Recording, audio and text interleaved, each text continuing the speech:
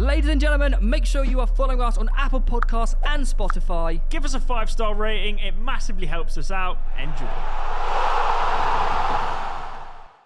Ladies and gentlemen, welcome back to the most requested episode in Pitch Side history. God damn right. I thought you were going to come in with something more than that. Like, woo! Welcome to the show, FPL Andy. Welcome, mate. Welcome. And first of all, I want to start off the episode by just saying sorry. Okay. Throughout the course of the year, I've got quite cocky because at the one moment I was quite in front and I was doing well in FPL, and I've been found out to be a fraud. You called me out, actually. Yeah, didn't you? I thought that's what the You called me apology. out, That makes more sense of an apology, not just saying, "Oh, I'm doing bad now. I'm sorry." The call out that's now been. Yeah, basically, I got too big for my boots. Yeah. And, Yeah. yeah, You did. and basically, I'd wing it, and the winging it can only get you so far. And now this is where, towards the latter stage of the season, tactics and whatnot have come into play, and I'm slowly petering off. So, yeah, I do apologise. We'd also like to thank you, whilst Theo's apologising, for travelling such a long way. Yes. It's our first international guest, ladies and gentlemen. So, round of applause in the studio. Come on, Jay, there we go. Thank you.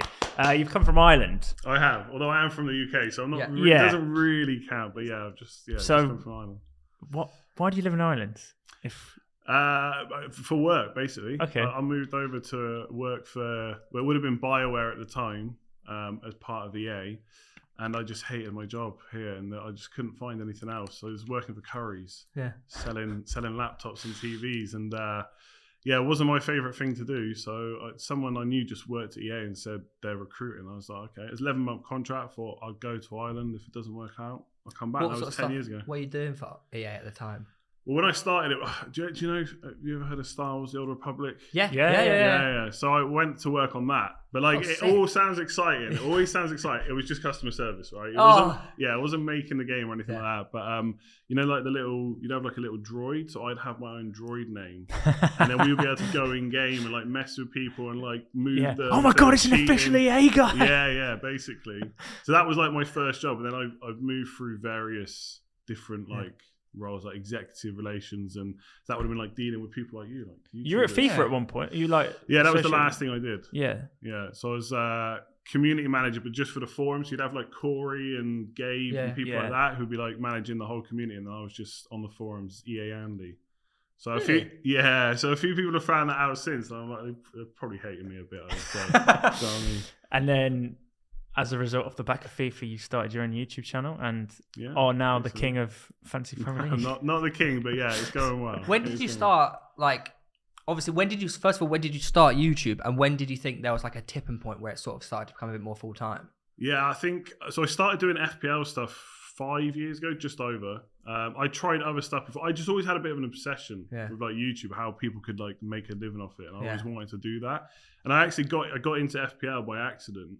I wanted to go and stream games. I just didn't have the computer, and I'm rubbish at games as well. And so I was it was the 30th, I remember now, it's 30th of December, 5 years ago. And I was like, I'll just knock up an FPL stream. I know how to stream, I just can't get the games working. And I used to use Fantasy Football Scout a lot. And I just and I was on there a lot, people, I'd interact with them all the time. Just said, look, I'm streaming. Got 50 people the first stream. And that's quite sick. It was big, That's actually really good. No one good, else was doing it, so that helped. No one else was streaming. And that was 1 o'clock in the morning or something like that. Oh, banger. And I was like, well, there's 50 people watching. Well, I'll just do it again then. So next week I did it. Then it was 2 streams a week and just sort of scaled up from there. Basically. So how long do you reckon you were doing it? I guess as a hobby at first, I'm guessing, until you sort of started to realize, this could actually become your full-time job, so to speak. Yeah, I'd say 2.5 years ago is when I thought, if you can just see the growth is just going up, and I didn't really see any reason that would stop. So I actually left EA to work for Fantasy Football Scout, help managing their videos. And I did mine on the side. Yeah. And it just got to the point where mine was growing so much. I was just I almost quit the season before. I almost did it. This is my first full-time season. I almost did it the season before. And I kind of backtracked a bit. I was like, actually, do you know what? I'll keep my job, thanks. Because it's a bit scary going into the world 100%. On your own. But then it just got so big. I was like, if I don't do it now, I'm never going to do it, basically. Have you noticed a spike of viewership and, content consumption since COVID? because that's when we Yeah. got into it. So, But the thing is, I don't know if for FPL it's very like cyclical. It's like, you know, start of the season and then it's like that all the way to the end of the season. But because of COVID and stuff, obviously football's been mental. Like the FPL season's absolutely crazy. So I haven't seen a normal season for like 2.5 years now. So I actually don't know what it's going to be like. Whether there's still going to be that spike. My assumption is it will just steadily go down like it used to. But now you've got so many double game weeks and stuff. It's just it's like, all over the place, like isn't it? All the time. That's why I did want to go into that COVID stuff, because for me personally, like playing FPL was always like a hobby and whatnot. But when COVID happened, all the games were on TV. You couldn't go to any games. Behind closed doors, that was the thing that made me really like fall back in love with football. But like, I'd say without FPL, I wouldn't like have watched football for the last 2 years. But I know it sounds. Watched any? I would, but I wouldn't be as I'm invested in like every game. Do you know what I mean? I watch fact check on that one. No, but you know what I'm saying? That I'm not as invested as I am now. FPL helps me to. I think a lot of people are like that. To be honest, I think like there's some people that only watch football, like never even watched football before until they started playing FPL. Yeah. Well, I don't know if that's necessarily healthy all the time to be like that wide into it, but yeah, I think it definitely helps. Like, do you know what I mean? Like, I know Stoke aren't in the Premier League, but you know, you get a match like Burnley versus Norwich. You're only watching that if like there's someone. You're praying for like a Weghorst hat trick. Yeah, exactly. You got him? Not yet. Actually, you know what? I'm so annoyed because I'm the biggest Weghorst fan ever. Like I said, when he's coming to the Premier League back in 10 goals. He's only got one, hasn't he?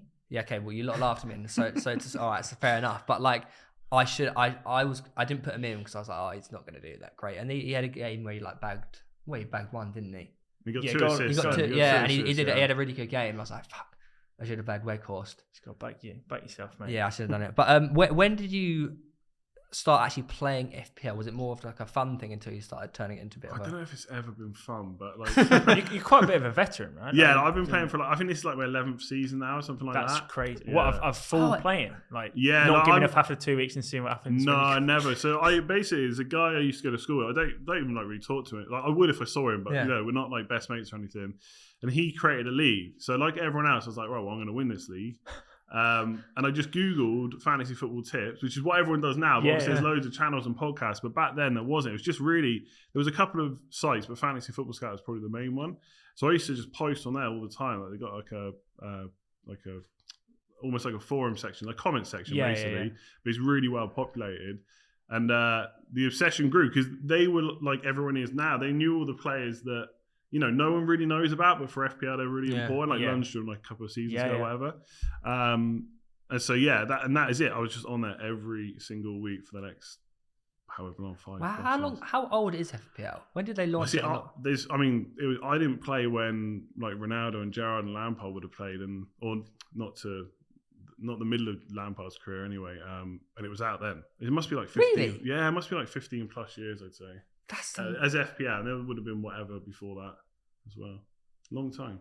It is a long time, considering we've only just. Well, yeah, for us, it's only really been like the last 2 years, hasn't it? Like this is our. The element of competition, I think, really is. I think the only way we did it, like I at school and stuff, like or at uni, I would play it, but I wouldn't really play it. I'd be very much a casual. But now because we've added the element of like a forfeit for our group, it's really got us like quite heavily involved. I absolutely love it. I absolutely love it.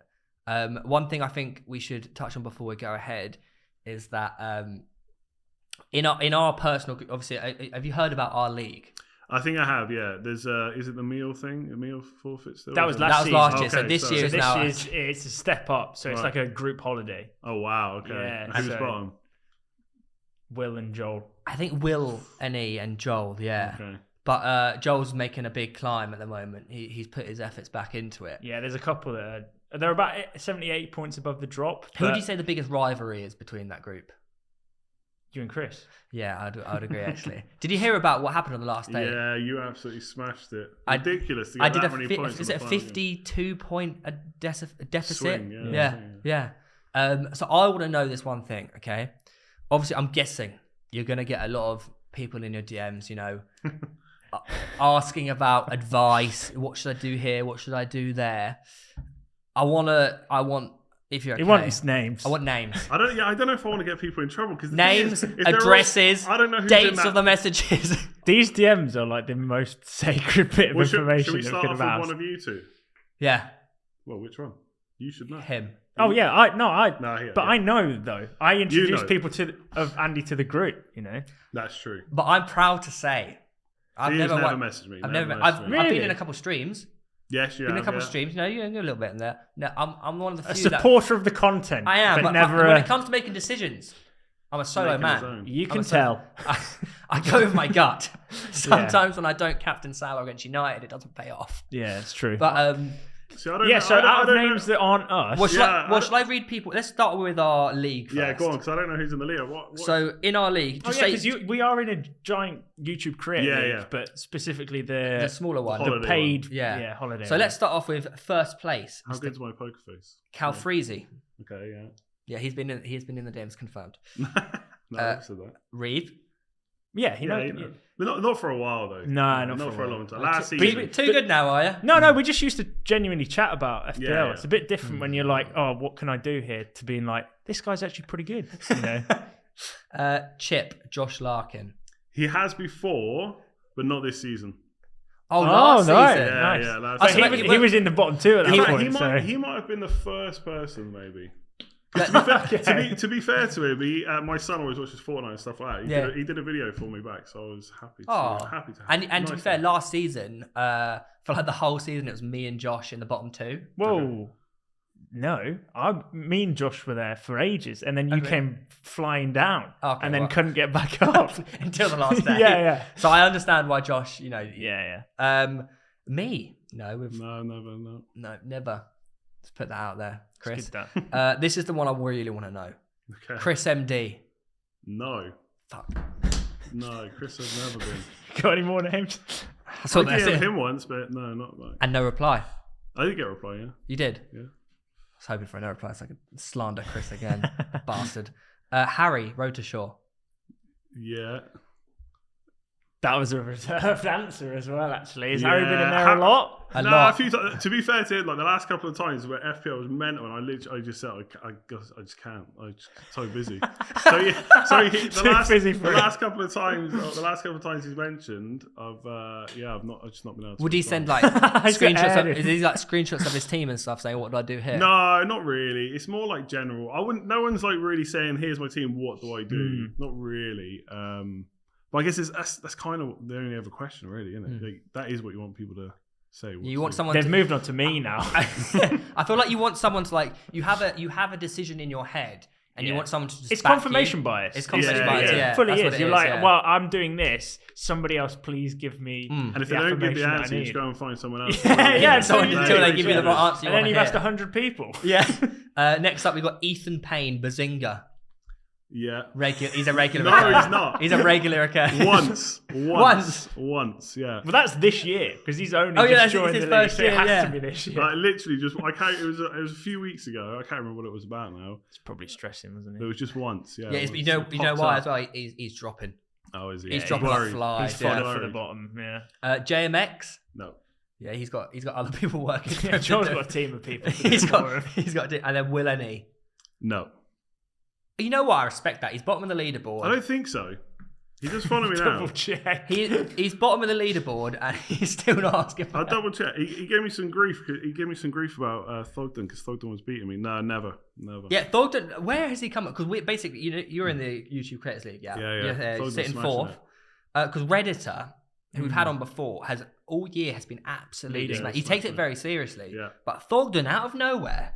He's just been climbing. I'm not happy about that because Thogden's mouthy at the start of the season. Yeah, he was. And then he started dropping down and we never heard from him. And then now he's back up. I'm waiting for it. He's waiting to the end of the season now just to drop it. I can Because I've given it the bollocks and whatnot. Yeah. But now I'm 80 points behind you. And I think it's fair to say you are clear now. I'd say so, yeah. Yeah. Whereas Reeve... I've got all my chips left there. It's a bit different. All your chips left? I've got 3 of them left, yeah. I got bench boost, 3 hitting wild card. So. Oh, you're golden. Yeah. Well, how far is he behind? I don't know. He's 80 in front of me. No, you're not. Oh, wait, you're 40. You're 40. You're okay, 40. so I'm 40 back. That's doable. I mean, the aim is eventually to potentially push top 10k, but I don't know if that's... Because for the majority of the season, I was sitting top 50, top 60k.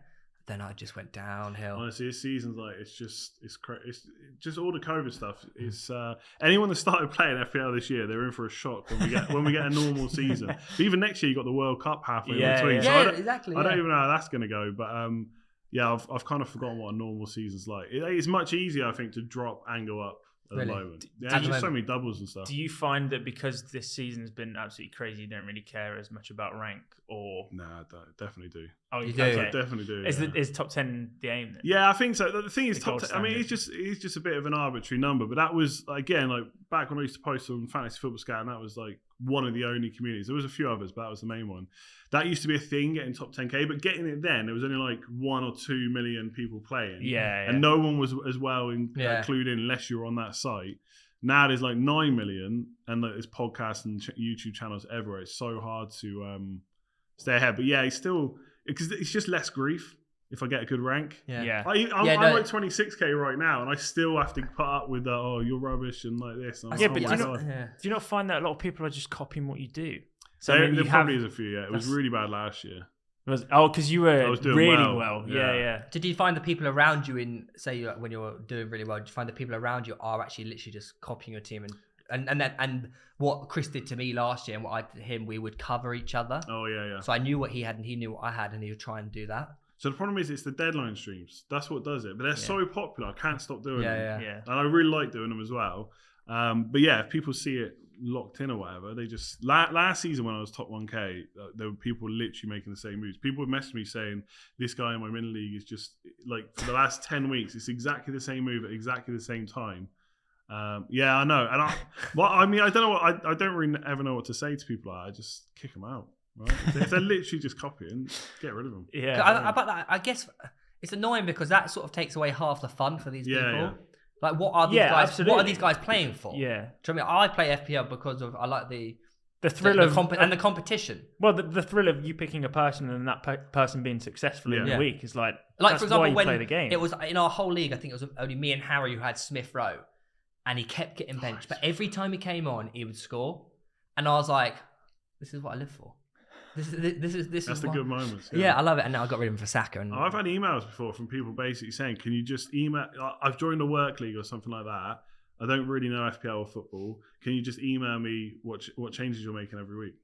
People, no honestly, way. Yeah, honestly, people just say that. Like people in the DMs, like they're just asking for an opinion. Like, but these people are like literally just email me your team and yeah. Have you ever been approached by FPL to do anything with them? Not really. Like just the FPL show. Yeah. It just hasn't worked out. Although maybe if they see this, they wonder what I'm doing in London. I haven't approached them. But yeah, basically, I don't know how to word it. I sound like an idiot. But like when I'm free to go on, we'll probably make it work. Yeah. But that's about it, really. Yeah. But I suppose you're actually you're very busy, especially with the amount of games that are happening right now in the schedule. It means you're uploading like what 4 or 5 times a week. You're very regular. More like sometimes. But not just that, like deadline streams are mandatory. Yeah, it's kind of like, that's the problem with FPL. It's like it's a gift because there's always something to talk about, but it's cursed because like you're like locked down to being there at home at those. That's why we're recording this now, right? I said to you like I can come, but it needs to kind of be like the first week, and the second week will be a nightmare. International breaks. Yeah, obviously you did it during the Euros as well. Yeah. How did you find that in terms of just everything? Like I personally, I found it so much fun. It was a different format of FPL, wasn't it? It's a bit more. I guess it's a bit more fast paced. Like you can make. I quite like the subs and stuff. Yeah, I did. It's quite forgiving in that sense, though. But I wouldn't want that in FPL. No, I wouldn't want to do that for 38 weeks. And I didn't. You were saying like how you don't care about rank or whatever. Yeah. I didn't really in that. To be honest, I would like now. Sometimes I watch a game, like I'm sure a lot of people do, and if your player's just not getting into the right positions, like you're really annoyed. But I just didn't really care about that with the Euros. Like it's just all about England and whatever happens. But the content was. People loved it. Like I was not expecting to be that busy. Because I suppose when you're doing FPL content, you do heavily rely on the season. Yeah. Like when it comes to like the summer break, obviously you've had the Euros this year. Mm-hmm. Next year, there's nothing, is there? Yeah. What you just take a break. Yeah. That's good. Because the thing is, like, every year the game's coming out earlier and earlier as well. So I think last year it was out like the middle of June. Oh my so God. Yeah, exactly. So you're stopping just at the end of May, and then middle of June the game's back out. So there's just no, and people are invested in our channels, not for us a little bit, but it's mostly for FPL. So if there's no FPL, they don't want to hear from you. It's probably a good time to reset so you don't like burn out. Yeah, 100%. But given the fact that we've like now had the same formula for so long, do you not think there's going to be something different, like new chips, new changes, different position swaps, etc.? That's a good idea. Yeah, possibly. I think like the beauty of FPL is it's so simple. Like people can just pick it up and play. Like you just buy the players that are going to keep clean sheets, score goals, and get assists. Like it couldn't be any simpler. Like there's loads of things they could do. Like Salah to forward is something that people always want. But I think most of the changes people want, I'm not sure they actually improved the game. Like Salah being a forward, what difference does it make? You're still going to pick him. He's just a forward now. And there's less midfielders. With the chip aspect, I can't remember what it was. There was a chip in the Euros FPL. Oh, Limitless. Yeah. What was that? Do you think that was like limited budget? Yeah, it was like free hit, but you could buy any player you wanted. Do you think that could be a good addition to FPL if they brought that in? Yeah, I don't. Some people hate the chips. I don't really mind them. I guess it does kind of increase the randomness a little bit, maybe. Yeah, I think Limitless would be cool. I mean, why keep it to the same budget? If you're free hit and make it. I mean, the one thing FPL. I mean, it's just a marketing tool, right? That's the reason the game's there, is to get people watching the Premier League. So if you can get people more engaged by being able to put Kane, De Bruyne, Salah all in at once.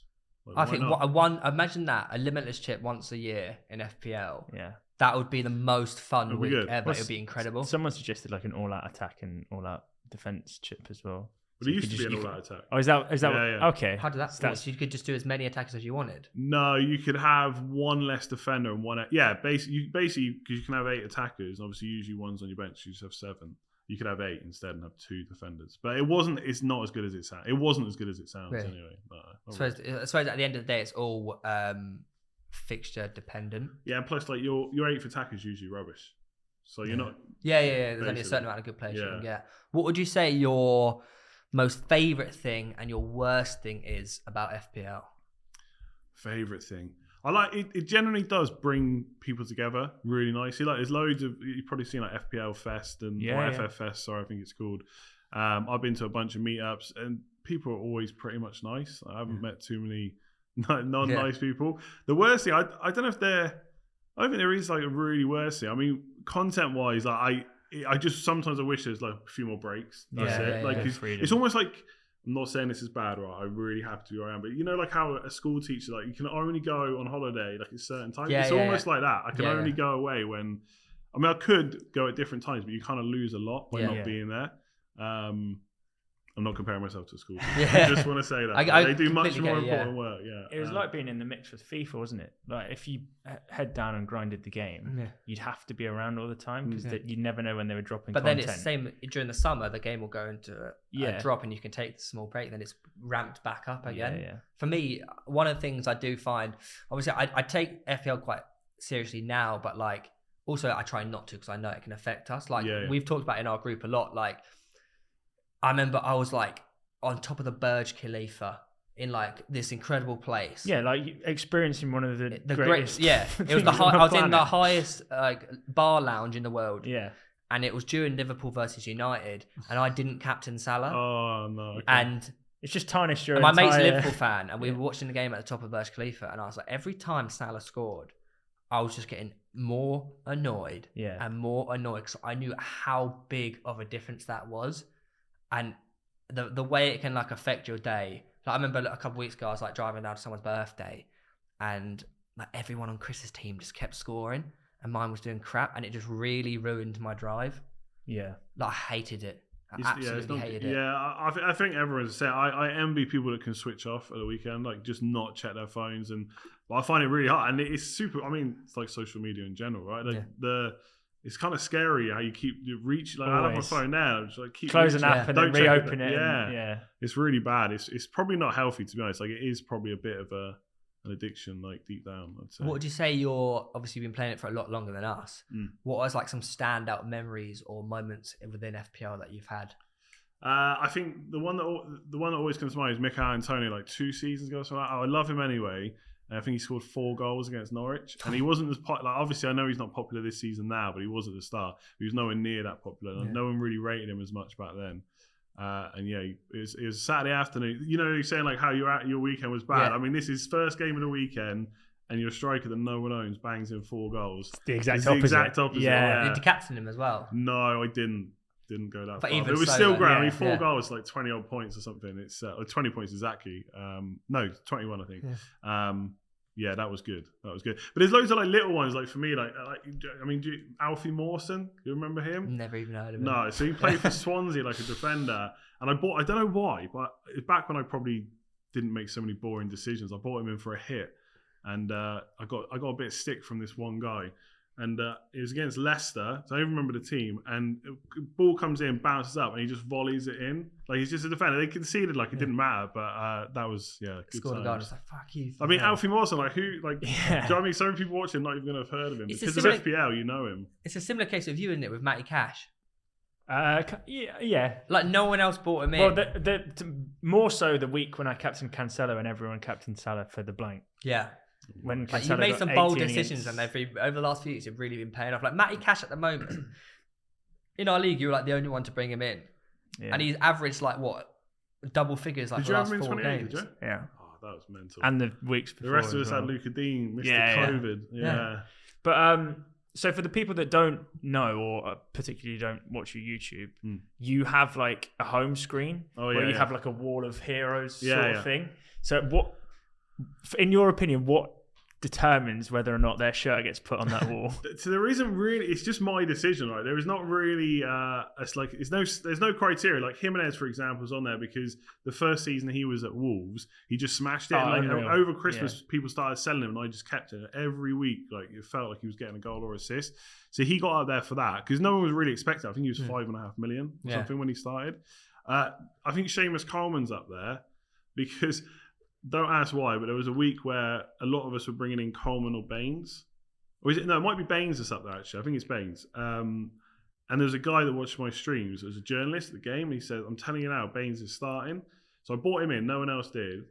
And then the team sheet comes out and he's not starting. And he said, I messaged you. He said, I promise you he is playing. Sorry, I promise you I did see a team sheet. He was like taking a picture of the computer screen at the ground or he'd seen the image. I promise you this happened. And he said they must just have changed it. And then I've got a signed team sheet from that game for Coleman and Baines. Like he got them to sign it afterwards. Oh, so it's just stuff like that. It's not necessarily like this is the best player. Okay, yeah. Like John Stones. That's what I mean. Yeah, 27 points in a double game week. So it's just you don't see that often. Do you have plans to expand? Is that wall going to get bigger at some point? I think I've got to be honest. If Salah breaks 200 points again this season, which I think he has to go up there. Yeah. So he's probably the greatest FPL player of all time now. So who else this season for you would have a shout with going up? Who have been the standout players? They gotta be in my team as well. Yeah. It's not one per season though, is it? It's not like a no. It's just whenever. Yeah. So like Smith Rowe, for example, no chance because I hate him. You know what I mean? Every week he's scoring. He's not even on the pitch. He comes off the bench. He's scoring. Like, he really wound me up this season. So like he's done really well for people, but he wouldn't get up there because it's my wall. Yeah. Basically, he's got up on my wall. You got up on your wall. Yeah. Maybe Saka. Saka might be a chance because he keeps scoring. Yeah, he's been my team for a while. I don't know if there is really any. I feel like I haven't really had any like standouts so far. It's a bit of a weird season, like not yet anyway. But someone could make themselves a hero before the end. No, there's. But I mean, I suppose in terms of the fact that because you now do a large amount of content that's consumed by a lot of people, there's never really a differential anymore. That is part of the problem. Yeah. I mean, it's not even just obviously mine's pretty big, but I mean, there's so many YouTube channels, there's so many podcasts. Like once a player is kind of known. They're known everywhere. Yeah. They're not a secret anymore. Yeah. Even like Lundstrom a couple of seasons ago. Do you know what I mean? He was in a lot of people's teams. He probably wouldn't have been if that was a few seasons before. Yeah. So it is difficult. But people are still like set in their ways. So there's always going to be players that people don't like. So there's still room for a hero. It just hasn't happened yet this season. Who've been your hidden gems over the last few years, so to speak? I think Antonio has been pretty decent. I don't know about any other hidden gems really. That's the problem. Like none of them are hidden anymore. Yeah. Do you know what I mean? Like I remember bringing in Jacob Ramsey before anyone else, and you know when he bagged 2. Yeah. And I think I was one more person in the league who had him, wasn't it? I don't know, but There's definitely occasions like that where I've transferred a player in slightly early, and then like 2 days later they're everywhere, like Twitter. I'm like, what? How? You know, the one thing I have learned from this, compared to last year to this year, is that if I had to give a tip to anyone, is if someone is in form and playing well, don't wait around bringing them in. That's what I've learned, and sometimes it can backfire. But if someone's playing well, I get them in straight away. Yeah. Agree or disagree? Disagree. Well, it depends though. It depends what you mean by like in form. I mean, some like thing is like form.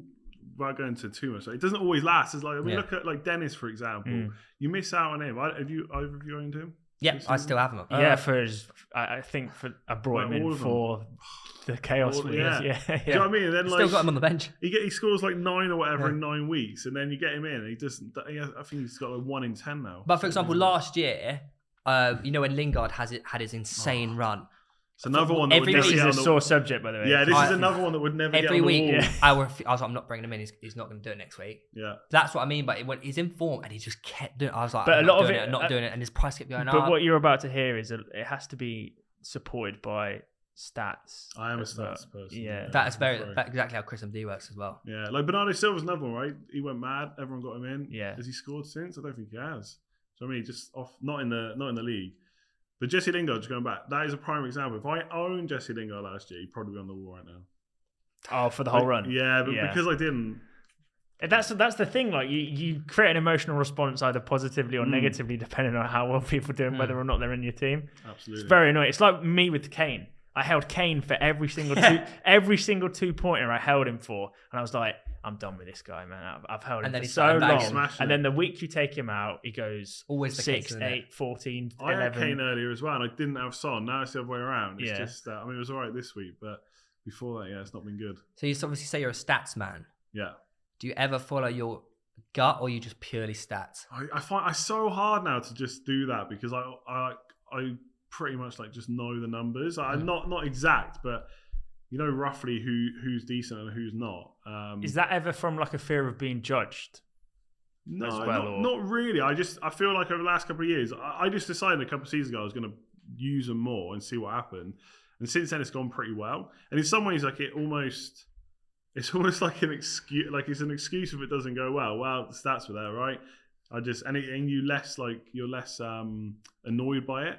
Not completely though. I still have like weekends ruined, but yeah, no, I don't think it's not about being judged because I think there's so many people out there that still hate them. Do you know what I mean? I always get messages they don't mean anything. It's all about grass, not Excel, and all that kind of stuff. So it's not because of that. I just meant in terms of like because your following is growing and there's like a reputation that you have now that there's a little more like of a conservative approach about how you play the game. Because if you go out and start saying, "Oh, I can't think of a good example here," like just some random player, like a random player, and there's nothing to support that, but he goes and bags 2 goals, and you go, "Well, I knew it, but because I've got like 100,000 people that watch me weekly, I can't really suggest." If there was a player like that, I would do it. I just don't think that's how I just play it anymore. I just don't. It's not like a conscious decision because of that, but if there's a player I really wanted, I'd bring him in. And I would say, like, because people say back to you, like, stats just aren't very good. I'd be like, I'm just going to do it anyway. It's just, I just say it's gut feeling. I just want this player in. Because you get that sometimes. Like, I just want a Man United player. I really want Harry Maguire to score a goal while he's in my team. And I'll say that to people, but you shouldn't pick him.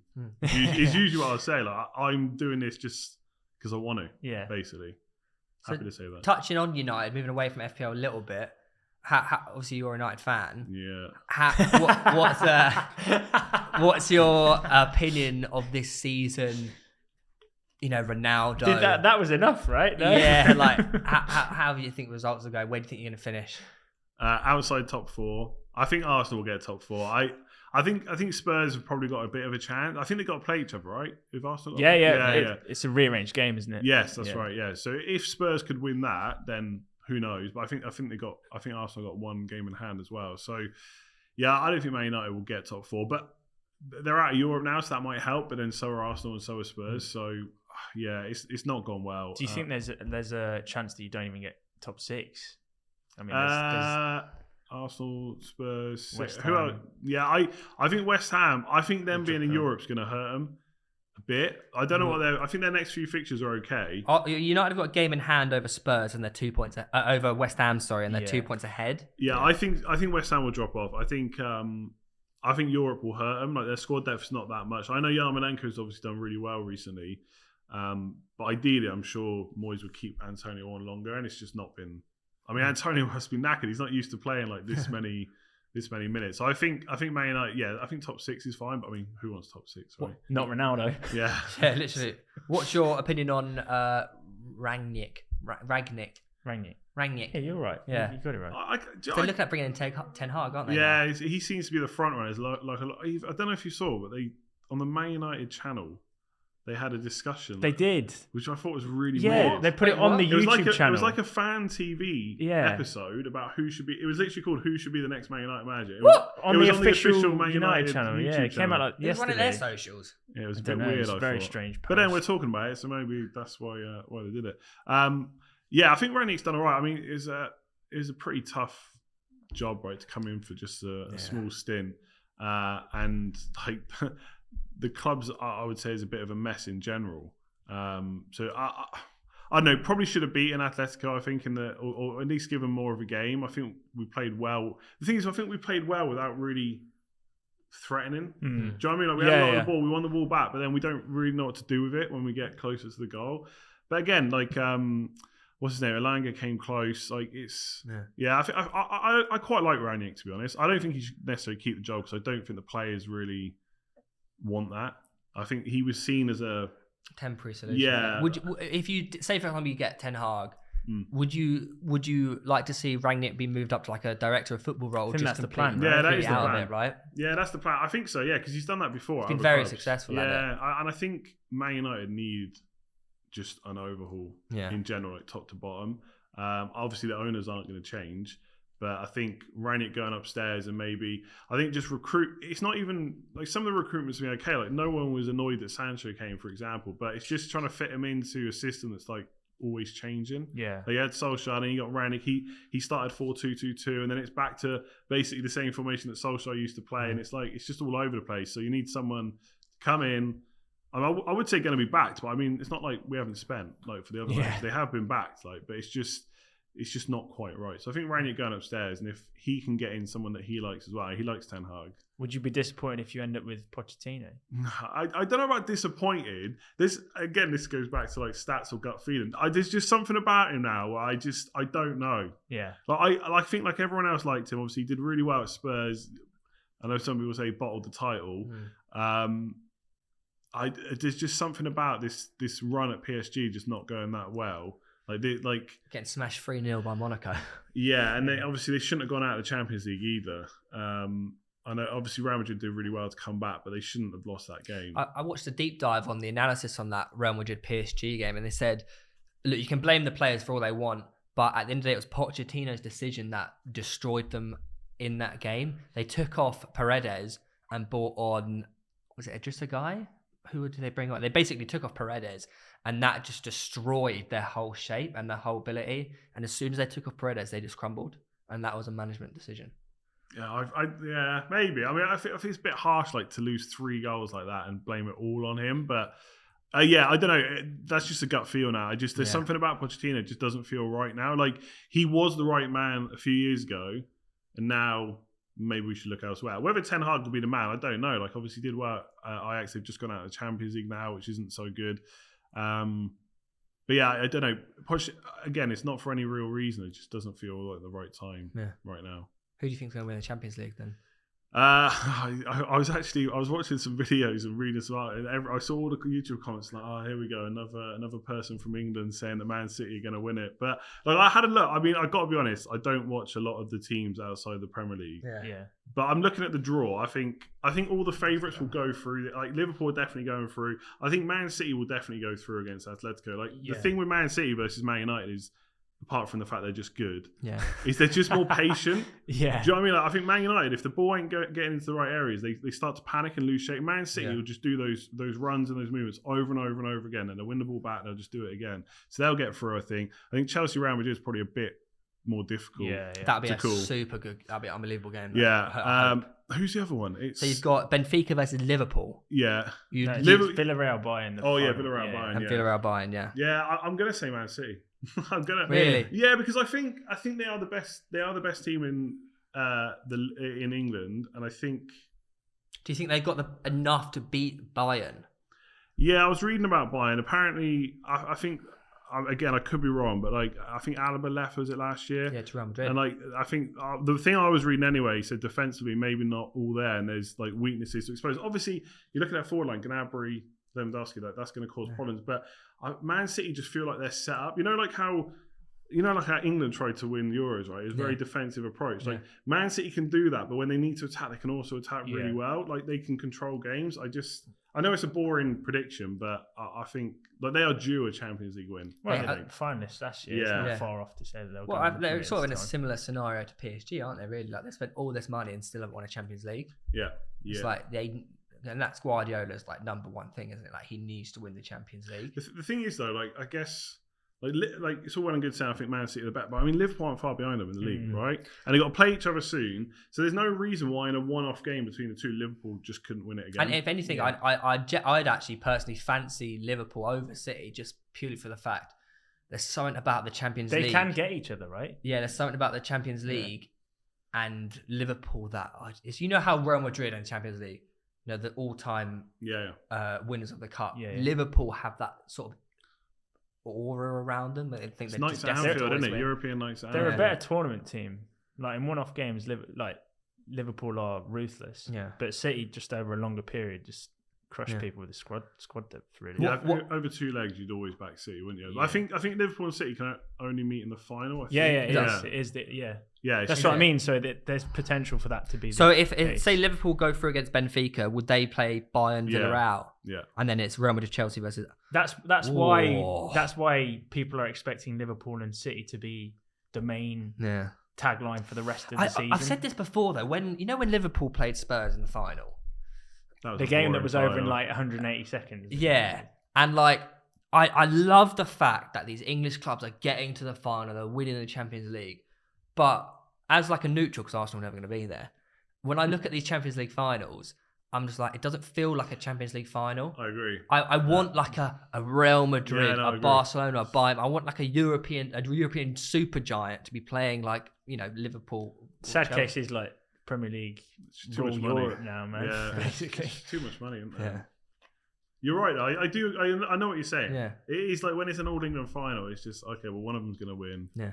Whatever. I mean, if it's a good final, I guess it makes it better. But Liverpool Spurs was not a good final. That wasn't fun. We were there. Oh no, I was there. Yeah. Yeah, it was a weird atmosphere. It was quite weird because it was in Madrid. I think it was in Madrid. Yeah, it was in Madrid. And the wonder. It was just watching Spurs Liverpool in a Champions League final in Madrid. It felt weird. I can't really describe it. But I was just checking the Premier League table just here. Yeah. And Arsenal are only 5 points behind Chelsea.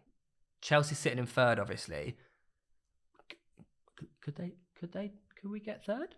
Yeah, potentially. No. Do you not think? Well, the only reason I think that could happen is because I guess Chelsea might uncertainty about the club a little bit. They've got a lot of commitments. Yeah, that's the only thing. They've still got FA Cup, obviously semi against Palace, and they might start resting players, I guess. I think their run's way better than ours, though. Is it not? The fixtures are really good for Chelsea. Chelsea's just walking apart. I don't think Arsenal's that bad, but I think if Reece James could get fit again, that would really help. Because I think Chelsea I think they've won five in a row or something. All these issues going on, they still won 5 in a row. Reece James hasn't been fit for all of them, but they are a different team when he and Chilwell are both not there. The other end of the table. Yeah. I want to ask you actually this week because we haven't touched on it in quite a while. Actually, probably since the beginning of the season. Sometimes. Who's going down? Is it I think the bottom three three that you're looking at. Yeah, unfortunately. It sounds awful saying this, but it would be crazily interesting to see Everton go down. I think they'd be done. I guess they put a lot of money to get straight back. I guess, but they got 3 games in hand. I was almost going to say I'd love to see Everton go down, but that's not really the case. No, I don't want to see Everton go down. It's like when Newcastle got relegated. It was quite a sad sight. Newcastle, one of the biggest teams in the UK, getting relegated. Everton are one of the biggest teams in the UK, and like to see They've them never not been in the Premier League either. exactly. Yeah. So they've got 3 games in hand. Norwich are pretty much, they're down. Yeah, they're done. Burnley, unless Weghorst can produce some absolute magic, they've got a couple games in hand as well over Leeds and Watford. Do you reckon Burnley could do the Great Escape, or do you reckon they're going down? Actually, to be fair, if anyone's going to do it, they could do it, right? The thing is, if they win the next 3, they'd still only be 1 point ahead of Leeds, and they've got to win all 3, and then they've got to keep winning. One of them City. I really think it could just be the 3 that are in there. I think Brentford have probably done enough now to stay up. Yeah. I think Leeds have got Bamford back, and as long as Rafinha's fine, I think that's the problem with all 3 of those teams in the bottom. I know it's so cliche. It is so cliche before I even say it. But where are those goals? Like Norwich don't score enough. Burnley really need Weghorst to keep to start firing, and like Dennis and King, and I mean Cucho obviously did well recently, but I don't really see it, to be honest. Everton is famous phrase, but they're surely too good. That's the thing, right, it's just Lampard. I don't know how. I still don't. Well, I said this. I got a bit of shit for this. When Lampard took over Everton, I said it's not going to go well for them, and like at the moment, it's proving that it's really bad. This is almost this scenario is almost like kind of bad for FPL as well, right? Because when things become more of a certainty towards the end of the season, possibly the results are. But I think we've still got but it's not going to be certain for a while. It's not. Yeah, I'd say it might be alright. But I mean, I like the whole beach argument is quite impactful for the end of the season, where like if teams are safe, whatnot, Southampton, they don't have anything to play for. Exactly. So the lineups can change, so it makes it a little bit more unpredictable. I feel like Leicester, everyone wants Leicester players right now, because of all the games, but they're in 10th. They're not going to get top 6. They're not going to get relegated, and they still got Europe. So they're probably going to be rotating all over the place, I would say. How much of that comes into factoring your decisions towards the end of the season? Quite a lot, I'd say. Yeah, I think right now, I think Liverpool and Man City are still pretty good because the title's still on. They're still fighting out for it, aren't they? Whereas Chelsea's a weird one where the league isn't gone, but everyone knows it's gone. But it's not actually gone, right? They're only 10 points behind Liverpool. That could be made up with a game in hand. And they're also probably not going to drop out of top 4. But you don't know how much Tuchel's going to take that for granted. He might carry on just playing the same team. But that would make me think, is Reece James going to play all those minutes, So it definitely does. Stuff to play for definitely makes a difference. More important than being an outright good FPL asset? No, never. Okay. Never. You got to be both. Right. You got to be both. Hope, preferably. I don't know how you feel about this. Okay. It's very rare we get this opportunity, really. I'm never in the DMs. Some people are. I'm going to get so much stick for those DMs. I know. Would you do the honour of would put a screenshot on screen, Jamie? Would you do the honour of having a look at our teams? Yeah. And saying, do you give it one bit of advice for the team going forward?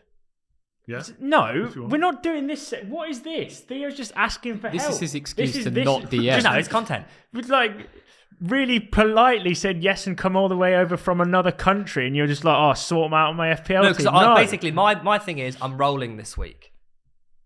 You're not rolling, are you? Yeah, I'm rolling. Okay, yeah. Oh no, that was a bad start. Okay. Maybe you are. Have a look. You're actually just gonna. Yeah, I'm doing it. I never get this opportunity, man. Right, so it's now no longer a podcast. It's just it's just no, because we're show. we're going to put my team on screen. That's also not a podcast. Yeah, without going into too much detail, I would say you can probably roll. Looks good. Something happened that really. I had to just get confirmation bias, man. I've been panicking. I'm slowly slipping down the leaderboard. Yeah, it's scary times. Just in terms of going back to towards the end of the season and stuff, do you feel like the value of your content increases with the higher rank that you are? Yes. Take Oscar, for example. Yeah, definitely helps. Yeah. 100%. Yeah. So FPL Focal, for those of you that aren't on first name basis. Yeah, no, it definitely helps. It's not that people just completely stop watching if you're doing badly. Yeah. There'll always be people who stick around, but you're always more likely to get new people if you're doing really well, especially if you're number one, in the world. Because FPL Focal was number one for a period of time, and I've always said that if I ever get to number one in the world, you will not see someone milk it more. Honestly, I will milk it. It'll be in every single YouTube title for the rest of the time. So you've been playing FPL for 11 years. What do you think actually is the requirement to win? You need luck. You need luck, Just, right? it's just like, yeah. In a percentage You of need to- luck to skill, how much do you reckon? Oh no, is the luck. important? Surely versus skills is it very more low. you need to have the right tactics and know when to play the right chips, but at the same time have that element of luck of your players scoring your points. Yeah, like you can definitely make good and bad decisions. Like there's not like you've got, your team just had Salah captain against Watford. Do you know what I mean? If I captain, I can't think of any player. Like Cody, whoever Wolves have got next week, right? Cody against Villa, I think it is. That is a bad decision. But I might get 15 points. You might only get 2. Yeah. So and that's just a bit of luck. And you go and see like people who are at the top. They've always had a bit of luck. There's nothing wrong with it, right? It always happens. Well, it doesn't always happen, but the people at the top have usually got a bit of luck. That's why sometimes you'll see someone at the top and they'll like never have been in the top 100k before. Yeah. And like they're suddenly, and they'll use, sometimes it's because they consume more content or they just engage more, but usually it's just they got a bit luckier. Well, I don't want to bring it back all the time, but on the last day of the season last year, I had the craziest luck in the world, and Chris just happened to have the most unluck. Like everyone I had in my team scored, everyone in his team just did nothing, and it was I didn't exactly make like the most outrageous decisions in the world. It was just complete luck. That's why we shouldn't take it to heart as much as we do, but that's much easier said than done. Yeah, 100%. Do you know what I mean? I feel like Coutinho a couple of weeks ago absolutely smashed it. Rafinha blanked. I was feel, in that boat. So. I feel like fair play to Coutinho owners, but that decision we made was not that bad of a Shouldn't decision. be punished as heavily. That's what I say to you a lot of the time. Like Havertz and Salah. Yeah, I say to him I message him all the time. Like one of my decisions, like wouldn't pay off, but I haven't made the wrong decision. Yeah. But the problem is it has a knock-on effect for like another 4 or 5 weeks afterwards as well. Yeah. Right? You start making bad decisions once you. Do you think like in order to finish high, you have to be more aggressive? Or is it just you play with the crowd? I don't think there is an either or really. I feel like again, sometimes you can play with a crowd, not make any aggressive moves and do fine. And other times you can play aggressive and it backfires. I don't think there really is one. I think there probably is like an element of skill to know when to maybe try and be more aggressive. Like if it's a close decision, like I think Magnus Carlsen, right? He's a big FPL player. He captained Robertson recently. Everyone went Salah, and I think Salah blanked it. No, he got 1 goal, didn't he? And Robertson got 18 points or whatever. Like, I mean, for me, that's not a great decision going against Salah in a double game week, but it's not like Robertson was a really bad pick either. I mean, usually you do it the other way around, right? You wouldn't go against a crowd with a defender. But do you know what I mean? Like, if it's a really close captaincy between De Bruyne and Salah, like De Bruyne's got Watford, Salah's got like, I don't know, whoever's good at Villa, someone like that, and you think it's that close, then maybe you go for the De Bruyne because he's less signed. I suppose if you are going to be finishing in that top 10k, every now and again you are going to have to make these risks that may I played pay really off. boring last year, and I finished 1,000 and something. Although on the last day of the season, I went for Salah instead of Mane because I knew Mane was different. He went in. Yeah, see, I knew Mane was different. And I thought that's my key to getting the top 1k. And I thought, no, what if Salah goes mad? And the only reason I didn't, well, not the only reason, obviously, but the only reason on the last day of the season I didn't finish the top 1k is because I went for the boring Salah pick instead of the exciting Mane pick. But that's I suppose that's also different. Like when you're at the bottom, sometimes you're forced to make these decisions. Like I was forced to captain Mane because I had to do it as a differential. So that's why when you're on top, it's so much easier. Yeah. You can play safe, but when you're bottom, you start making these panic decisions. But not even that. When you're, well, like in your experience when you've been the highest ranks you've ever been, do you find it's less fun because you're? I said that last year. Last year I said it's not as good as when you're chasing. That's what I mean. But then this year I'm not as high, and I would definitely swap it back. So it's just easier when you're high. It's like every decision you just feel like you're gonna nail it every time. Whereas when you're doing, I mean, not that I'm doing bad, but when you're doing worse, it's like, you start second guessing everything. But I think chasing differentials is like the biggest myth in FPL. Like when you're doing badly, you have to be super different. On the last day of the season, that's a different story. But for most of the season, you definitely don't need to do that. In terms of your friend over to your YouTube content, how long is it? Because when you record them and you have all the graphics pre-made and everything, how long is it taking you to set everything up? It depends on the video, but like roughly, I mean, the graphics are all like templates. So I just get someone to make the templates, then I fill in the blanks or whatever.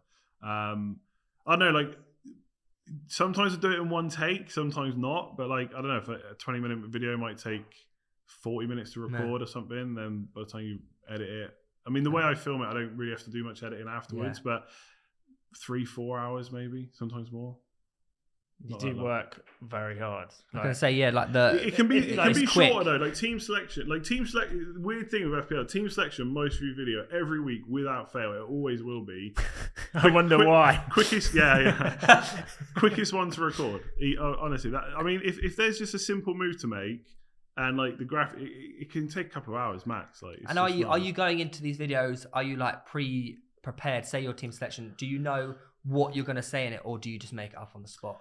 Kind of a bit of both. So I don't have a script. I used to have notes. I don't even do notes now. Pretty much every video is just look at the camera and talk. But because, and this is where like it's not really a healthy thing for me. It's like, because I consume so much stuff and I'm always chatting about it, I'm always on Twitter. I kind of already know at the weekend what I'm going to say and like if the question comes in about this player or that player, I already have my opinion. That's not going to change. I don't need to go and research it. It's this pick because of this, and this. So it's kind of like all the extra stuff that I probably shouldn't be doing actually makes the stuff during the week quicker. Because all one good saying like only takes 2 or 3, 4 hours to record a video, but if someone who didn't play FPL tried to record that same video, it'd take twice, 3, 4 times as long. You know, because I've already consumed the stuff that I need. So are you in like all these like Reddits, like Discord groups and stuff, or not really? None. Twitter, really? Really? Yeah. FPL Twitter, mate. You're in quite a lot, aren't you now? No, and none.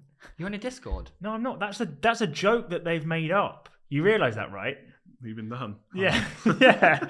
That's the bit of waffle that they keep saying. Oh, Reeve's got that Discord info on the no, but sometimes news. No. I reckon sometimes you come in with some info, and I'm like, where has this guy got this info from? It's just Twitter. Honestly, it's all really? Twitter, mate. Yeah, everybody knows everything on Twitter. Yeah. That's the thing. Yeah. I mean, it's a bit like, like how, a bit of football news will come out and then every aggregator account will just post the same. It's the same on Twitter. And the fixture gets announced, and myself included, everyone just posts about it. Yeah. Like your timeline is just. I'm not reinventing the wheel. I just follow people that know more than me. I was looking at this like, this man's in a Discord. I'm like, how is he getting all this information? No, just got to follow the right people. I've been conned. So moving it over to some recent news that has just come out, actually linked with United, actually. Declan Rice has just had £150 million price tag slapped on his head. Mental. Is that the correct price or overpriced? I don't even know what to think about prices anymore. They're so all over the place. Like overpriced. Overpriced. That was the joke. Okay. God, yeah, 150 is too much money for him. I would say, like, he is brilliant. What do you value Declan Rice at? Again, like, if you're United, I mean, realistically, in this market, he probably is 80 million. I think 80 plus at least, yeah. Because I mean, one, he's English, right? English tax. Yeah, there is an English tax, like, and he's Premier League proven, at least for a season or two, or I don't know. Yeah, season or two. Yeah, is it? Yeah. I was thinking, is it more than that? But he's still quite young, and obviously, yeah, he's young, so he's going to have. Not necessarily resale, but he's going to have value in the future. Whether or not you get more than 80, I don't know, but you're going to get something back. So he probably is worth 80. But I think this is part of the problem with Man United. Like, I mean, would I be annoyed if they paid 80 million for Rice? I think you probably also have not just English tax. You also got Man United tax. Yeah. Like, clubs know that they can charge a premium on these players if United are looking at them. I would love Rice at Man United. He'd be perfect. He'd be perfect. Yeah, well, I think he'd be perfect in nearly every club. And the only thing about him is, I'm really not sure he wants to go to Man United. I think he'd rather go to Chelsea. Yeah. I think he's always been linked with Chelsea. He's came from there, right? Yeah, big links with Mason Mount as well. I think they get on really, really well. I think he used to play football when they were younger, whatever. Does he really want to go to Man United? It wouldn't necessarily be a problem if he doesn't, but yeah, I think 150 is mad. I know money in football is mad anyway, but 150 just seems. I feel like when you're paying that much money, you almost want like one of the best players in the world. Maybe he is in his position. I genuinely think he could be one of the best defensive midfielders in the world. I think because he isn't just. I've said this before. I'm such a big advocate of him. He's not just a defensive midfielder. He's a DM that can actually. He's one of the best dribblers of the ball. I think the way he travels with the ball, especially in the Euros against Italy. I think he's less of a DM now. More box to box. I think he's progressing towards like a number 8 role sort of thing.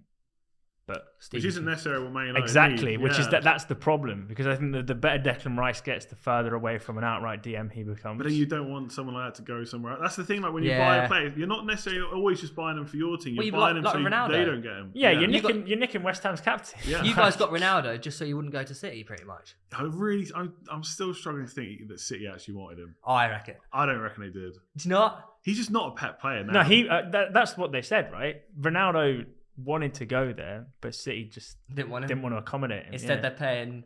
I saw the breakdown of the Haaland thing to City. Oh yeah, it's like a disgusting. £75 million transfer fee or whatever it is. You're saying, for Haaland, bargain if anything. What's the agent fee? Agent fee is it Emilio? What's his name?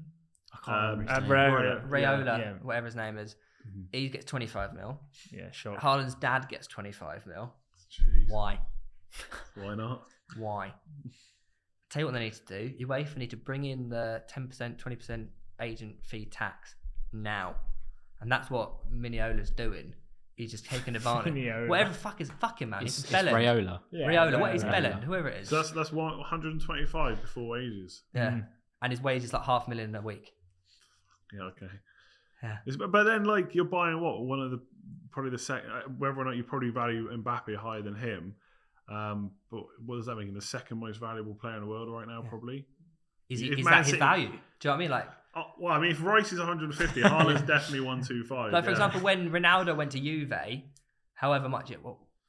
I don't know the answer to that. Like, whatever it was, whatever the transfer fee was, on the first day, I think it was. He made it back in. He's made it back in shirt sales. Okay. Yeah, isn't that a myth? Isn't the shirt sales thing a myth? Their stock price did go right up. Pogba was similar, right? This, I'm pretty sure the shirt thing is a myth. But they would have got his money back on investment, I think the shares right? went right up. I think the shares went right up, like, straight away. Yeah. The stock price, yeah. The total fee for him to going to Juventus totaled at about 105 million. It's mental. Bargain. So, yeah, but I think most of that bargain and then ruined the club. And then left. Do you know what one club who has been turned around in the last year thanks to Paolo Maldini is AC Milan? They're top. Are they top? I think they're top, right? Am I wrong? Are they top of Serie A? I'm pretty sure. Yeah, they are. They're top. And he's reduced their wage budget by 50%. It's impressive. And they're gone to first. I was reading that they got a young squad. Very young squad. Average age is like 25 or 26, and I think the rest of them are all like 28, 29. Kessie's off to Barca as well. He is. That's a lot of money. European football, I tell you what, I feel like we went through a bit of like a lum. Is that the right word? Yeah. A lum? Yeah. Over the last few years with European football. Is lum like a low? A lull. Yeah. A lull of European football. What's a lum? You know, a lull. Like AC Milan, they're not the Kaká, Gattuso, the glory era. Yeah. Even Real Madrid, they had the Galacticos, they had Ronaldo. They went through a bit of a lull. Yeah, Barcelona are in their lull, but they're starting to come back out of it. I want the European giants to start competing again. Yeah, I agree. Like, I think, like you said earlier, when all English final, like it's nice that an English team wins it, I guess, but it's not really what you remember. Maybe it's a bit of nostalgia, I guess. Yeah. Like when we were growing up, I mean, it's a bit different. Man United were winning stuff, but Juventus were great, AC Milan, etc. Inter, you just don't really hear about them as much now. Maybe that's just the way things are now. Maybe I'm just too ingrained with the Premier League. Maybe it's my fault. In it, yeah, maybe it's the Prem. That's why the Prem sells massively, which is. I saw like a thing about manager salaries or something. It's like it's crazy. I think Nagelsmann's on like 666 a month, which obviously is mental money. Yeah. But like Conte's on 1.5 million for Spurs. Yeah, like, it's just what? Yeah. 1.49. I think. Well, didn't Mourinho get like a £25 million payout from United? The severance package payments that Mourinho's collected over his career is actually mental. Like, the guy's. I'm surprised he's not got his own football team in the Maldives. He's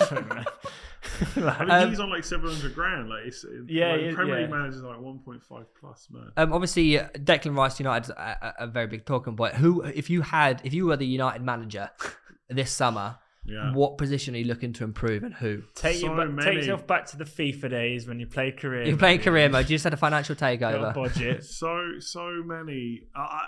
Particular players. I'm not really sure off the top of my head, but like I think. Right back. Yeah.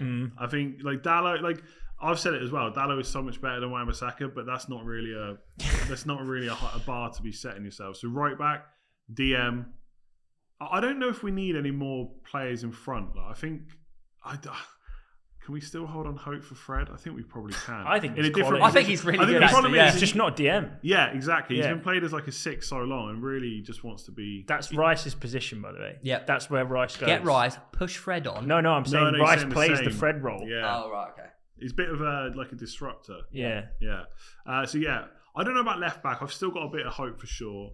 I know, like this season he's been rubbish, but the season before, like we were saying, he had a better season than Robertson. So I don't want to like completely get rid of him. Striker for sure. Sorry, am I kicking? No, I think it was Reece. It was mine. We're playing footsie. I think a striker for sure. I suspect Ronaldo will stay. Do you think he'll stay? Yeah, probably. I mean, who's going to pay him that much? Do you know what I mean? That's true. Again, true. like he's on. I think he's on like 400 grand or something. What? A week is it? I think. Yeah. Week. Is Yeah. he? Well, I didn't- Yeah, there was no fee, was there? There was no fee. There's a free I've transfer. I've seen the list of the highest paid players per month. Is he top? in the yeah, Premier and League. 4 out of When- 5 are Man United. Yeah, 4 out of 5 are Man United. Pogba, It's I'm guessing, as well. it's Ronaldo, then KDB, then Wow. Pogba, Sancho, and De Gea. De Gea, like- De Gea. Yeah, he's 5th in the Prem. I mean, you could say maybe De Gea deserves it. Well, yeah, potentially. But I mean, does any player deserve like Well, one and a half that's million a month? Well, that's a That's a different deep- talking point. yeah. Yeah. I mean, eventually, I think De Gea needs replacement. I think like people hate hearing that. I think the problem with Man United discussions is as soon as you say something, like the backlash is always, yeah, but that's not the biggest problem. Like even De Gea. Don't worry about that on here, mate. It's all good. But even like De Gea, right? No Man United fan, including me, wants De Gea to go. But if you look at how other teams play with a goalkeeper like Alisson or Edison, De Gea's just not up to. Yeah, I not up agree. to- Well, you guys, not up to you standard. took back Dean Henderson. Yeah, I mean, Is he the man to replace De Gea? if I was him, I'd be going. Yeah. Like He needs to play football. Yeah, he needs to go. Yeah, right back. Where are we? Right back, DM, striker. I think that's probably the main areas. I think we can't really say we need more wingers. You got Rashford there, Sancho. I mean, I guess the depth isn't as strong as it maybe was, but that's probably the key position. Is there any dead wood you'd want to get rid of? The Aubameyangs of this world.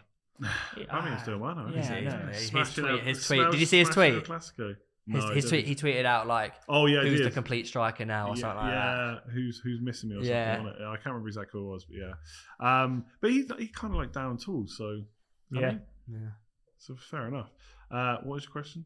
Who's the dead wood? Oh yeah. I mean, centre backs. It feels like we got a lot. Like I really want Maguire. I really want Maguire to do well, but I just don't know if it's going to happen now. Change the badge to an England badge, mate. Every time we go to England, is like world class That's the thing. defender. It's the same with Shaw. Like, Yeah. he's great, but I guess the way England play is not quite how Man United fans want Man United to play. Right? We want to play on the front foot, and England didn't really do that, which I was fine with. Like, got to the final, but yeah, Very pragmatic, really, wasn't it? Yeah. Like England. I think like Maguire, Lindelof, Bailly, like they all. I don't know about Deadwood, but they probably need to start replacing. I think that's the problem with Man United. Like you look at like Chelsea and City, they get rid of players like usually pretty early and for good money, and then they buy more. Whereas Man United hold players for so long. Like Matic, Mata. Yeah. Still, He's United. still, like, and I love Came him. on. Everyone loves Mata, right? He's Why great. is he still there, though? I'm sure he's brilliant around the dressing room, and maybe you do need a few of those players, but he's still there. When was the last time he played like more than a game in a row? Yeah, true. It must be a while. I've not looked it up, but it must be a while. You know, Lingard should have gone by now. He's not. He stayed to fight for his place. He hasn't got his place. He should have never stayed is. at West Ham. Yeah. So there's a lot. The list is almost endless. I don't want to put any pressure on these questions, but I think we can agree. Last week, Listen, Yeah. do you have anything to say to the viewers? I'll raise my hands up. No, hopefully He this loves one's a that. bit Look here. He's so proud of that one. better. Yeah. Should we just get straight into it? Yeah, go for it, Brit. Yep. Cool. Question number 1. The birth of FPL as we know it came from the game section on PremierLeague.com. But what season was its first ever on the platform? Oh, we spoke about So it. when we were Is chatting it- about it, you Yeah, and we've got 3 options. Is it A, the 02-03 season, B, the 05-06 season, or C, the 10-11 season? Well, it's not that. You played that, right? I have a gut feeling for this, and I have reasoning why, but I'll let you answer this one first. Okay, so what's 0203? It's like 19 years. 0506, like 15, 16. I'm going to say 0203. I'm going to go with 05-06 because 0203 was like the invincible era. Was the invincible era. And I feel like 0506 was when, like, FIFA 2005 for me was like the biggest FIFA. That was the first one I properly got involved in. So that's when FPL started. But I feel like that's when the internet took off. For FIFA. What? 5 or 6. I mean, I was also going to go 0506, but not on that logic. The Invincibles was the 034. I know, Yeah. but that's when Arsenal started to like do it, and I just feel like it wasn't around then. But we might be wrong. I'm in trouble here, I think. I also think so. 5 and 6. Because we've got an A and 2 Bs, yeah? Yeah. The answer is A. Oh, of course it 0203 is. 0203 That's season. why it's yeah. Seriously? FPL It is Lord. that old, yeah. And obviously FPL has been around for much longer than that, but as we know it, it's... 0203. I wonder what the points. I wonder how much has changed since then. Probably not that much, honestly. Do you reckon? The biggest thing that kind of changed is the chips and bonus points. Right. So the bonus points used to be done. It was still 3-2-1, but basically a man in the stands, what used to be called the man in the stands, used to pick who was the best. Really? Yeah. Oh, really? So you'd have to have someone at every game. Yeah, but obviously It's there's probably like a completely press arbitrary person then. or something. Just whoever they Well, kind choose. of, but like without going into too many details, I don't want to like distract the quiz, but certain players would always be favoured. So the season where I don't want to get his name wrong, Charlie Adam, for Blackpool, he would get 3 every week. Didn't matter. He played Man City won. I don't think he got anything. He got 3 bonus points. Because he just played really well. Have you ever found out who that man was? No, like it was like basically just be like a press person who was in at the game. Can you imagine though? I bet that whoever it was, and then say it's like Yeah, a league. and His then mates be like, "Oh, give us a free points. Give us a free You points." imagine what it's like now. Everyone minds about the bonus, even though it's like it's kind of set. If you do this, you'll get this, right? But it wasn't like that. Is that not partially rigged then? You just pick a person that you know the journo's doing the gig different for. back then? Though it's different era. Yeah. It was nearly 20 years ago, as I just said. Yeah, it's got it right. Yeah. Well, 1 out of 1 so far. It's a good start. Question number 2. Which player has the record for the most FPL points in a single season? Is it A, Thierry Henry, B, Luis Suarez, or C, Mohamed Salah? That was my instant. Why don't you two go first this time? What I'm basically trying to think who has scored the most goals in the league. I think it could be Salah's Last Liverpool season. It could be it could be Suarez's with the Stories Didn't Liverpool Henry score season. 33 in one season though in the Premier League? No, Salah's got the golden boot record 32, sorry. I think I'm gonna have to go Salah. I also think I think Salah's breaking his own records. Is he not? Suarez versus Norwich was a cheat code. It was ridiculous. Yeah. I capped it every time, 3 or 4 points. Yeah. You know the answer, don't you? I know the answer. Yeah. Oh, I'm gonna say Salah. I'm saying Salah as well. Yeah, it's definitely Salah. But what I will say is Suarez got. Go on, you read the points out and I'll tell you. So it is right. It is Mohamed Salah, which was 303 points. Oh, that is, so Yeah. he's trying to beat his own record. And Suarez got 295, didn't he? That's right, yeah. Thierry Henry's was I think it was 271 or Sounds around about that. right, yeah. But Thierry Henry was for 4 consecutive seasons from the 02-03 was the top. He got the record points for 4 seasons. So that just shows you how good he was. So Salah's got to do it for another 2 years. But here's Salah's a midfielder. He's a midfielder, and also this get very geeky now. So good. So Suarez that season. So he's only 8 points less than Salah. He's a forward, so he gets less points for that. He didn't have penalties, and he missed the first 6 games of the season because he was suspended. It was after he bit someone or something. So he only actually played a max of 32 games. So I actually think Suarez's season was better than Salah's. He'll have a high average, right? Possibly, yeah. Well, and Salah gets clean sheet points as well. And Salah gets clean sheet So points. Salah's got the record, Suarez really should have get like 350. I think his season's the best ever. Suarez is 205. So you could say that Thierry and Suarez, especially Thierry, is hands down better than Salah. Yeah, I mean, I believe that Thierry Henry facts. has the most points as a player, Single player. in the FPL. Oh, across his entire I believe career. so. Well, yeah. that Or proves at least he's the as a best of all time, forward. isn't it? Yeah, Lampard must be up there. I'd say Lampard is up there, yeah. Henry must be the greatest of all time then. Like fact. I think, what according to FPL? But that's another reason why people think Salah's position should be changed, or like why it's questionable. that Really, he's a if you midfielder. actually look at it, he probably should be put down as a forward. He's a right winger. Exactly. Yeah, that's what I mean. Absolutely, but if you don't play, But he's not a striker. that's the point. thing Is is- that striker is the number 9, right? Yeah. That's what they They basically reference. do it on how they line up. on the team sheet. That's how it's done. So if you're central and you're forward, you'll get put as a striker. So Havertz will be a forward next year, for example. Oh, really? I think the main problem is like if you move Salah, how many other players do you have to move? Do you have to move Saka? So Jota's a forward next year. In He'll theory. definitely be a forward. Yeah. I'm just scrolling down to see. Yeah, like St. Maximin's a forward. Yeah. He played striker a lot last year. Yeah. Like who moved as well this year with him? Surely there's a few. Richarlison, I think, is a forward. Yeah. But next year he probably won't be. Okay. So. Jesus, yeah. Yeah, Jesus will be a midfielder next year, I'd say. Oh, because he's a right winger. Yeah. Interesting. Probably. As long as they carry on doing it how they've always done it, which is pretty much, if you go on Transfer Market, I don't know this, but I'm pretty sure it's right. You go on Transfer Market and see how many times they play in a certain position, where they actually line up. You know, Salah might line up on the right and be central half the time, but if he lines up as a right midfielder or right winger, he'll still be a midfielder. Damn it. He's a cheat code for That's points. why CR7 was probably cracked back in the day then, because he was a left winger. Yeah. That makes sense. But 2 out of 2. Sorry, It's a good start. 100% so far. It's a good start. How many? Yeah, but it's FPL. How many is Salah on track to get at this rate? At the point of recording, he's got 222 points. With 7 games left? Yeah, with 7 games left. I think he's on about 8.5 points a game or something like that. So it's like another 7 games, another 60 points. But he's got a ton of. It's going to be quite hard for him then. Yeah, he's still ridiculous though. Yeah, he's a joke. Yeah. Cool. Went to AFCON as well. Yeah. Missed games. Question number 3. In what year did the back pass rule change? Oh, is this what year? Or do you have any? The question is what year? I don't have ABC. Oh, that's pretty fucking hard. No, it's recent though. It is recent. I think is it 2015? No, you're talking about the back pass rule. So when was it introduced? As in the goalie can't pick it up. Yeah. Because back in the day, you would waste time by kicking the ball out, picking it up, kicking the ball out, pick it up. Mm-hmm. They mocked it. Yeah. Ridiculous. Which is why it was introduced. Yeah. I'm gonna say this is quite old. Yeah, it is. I'm gonna say near the year. I think it's 90s. I'm gonna say 1998. Might even be older, to be honest. Do I actually think it's older? I reckon. Was it in the Premier League? 1974. In the Prem.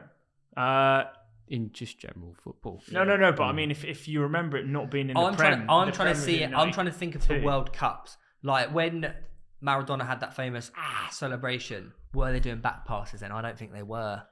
Hang on. 1982. And give you a clue, it's not that old. I feel it's not as old as 1982. I feel like when I played football and I was like under 13s, under 12s, I always remember saying in back of my mind hear a ref saying you can't do that anymore. I feel like that was back passes. Maybe it was throw-ins. Can't remember. I'm gonna go. Couldn't kick out their hands. Think how old I am. I'm gonna stick to 98. I'm gonna stick to 98. Can we have like a I'm gonna go dead on the millennia then. 2000. Okay. What was you asking? Sorry, Theo. You want like a point at which it was no return. So like, is it before 1990? So you want clues? It's not before 1990. Okay, so that's fine. Let's leave it at that. Okay. I will go for my birthday year, 1996. The answer is 1992. Oh, dead on the Prem. Which is dead on the Prem. That's why I was asking. But never mind. That's interesting. Yeah. I thought it would have been a lot Premier League older was than introduced and they went, actually, this rule is shite. Yeah. It was introduced to discourage time wasting after the 1990 World Cup, which was described as being exceedingly dull. I knew it was after a Europe, like an international thing. Yeah. Damn it. It was a ridiculous rule if you think about it. The first time the rule was introduced is in the 92 Summer Olympics. I was, when he originally suggested, I was thinking of like having centre backs in the box and just passing it back, pick it up, pass it back. No, as in the goal kick.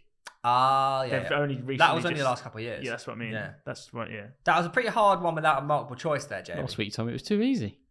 Yeah, no, this is good. That was good. Win. I enjoyed that. So 2 out of 3. Okay. Cool. Question number 4 is a true or false. So, David Beckham took ballet lessons during his time at Manchester United in order to improve his agility. I know Rio Ferdinand Giggsy did but I don't know Bex Bex though. That's but the did question. Bex?